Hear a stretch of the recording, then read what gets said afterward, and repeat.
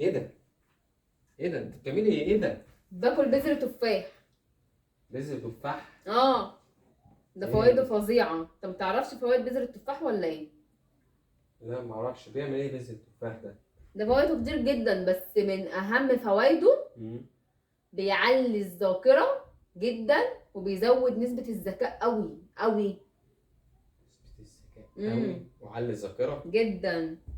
لا انا اجرب بقى، اديني كده حبيتين. لا تاخد ايه يا بابا؟ لا طبعا. ليه يا ماما؟ عايز ابيع لك؟ ادعيلي. هديك العشرة ب100. 10 بذرة ب10 بذور ب100 جنيه. استغلالية. خد 100 جنيه اهي. عشان اديها لك تاني. استنى هديك 10. هاتيهم كده في ايدي كده على طول. خد اهو. خد عشان انا كريمة.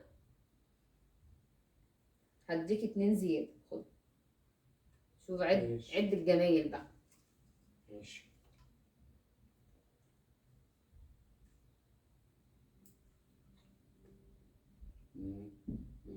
بس ممرر.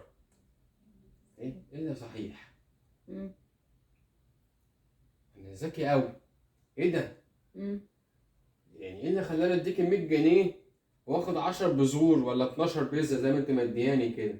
ده انا ال 100 جنيه ده كنت جبت بيهم 3 او 4 كيلو تفاح وكلتهم واستفدت بيهم هو والقش بتاعه. شفت بقى؟ من تاني بذرة وذكائك بدأ يشتغل. مستوى الذكاء عندك بدأ يعلى. عارف بقى؟ ما بالك بقى لو كلت ال10 بذور كلهم؟ ياه، ده انت تبقى عالم ذرة. كل كل كل.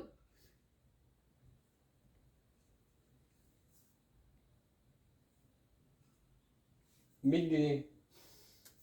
كل. مش حاجة بترجع.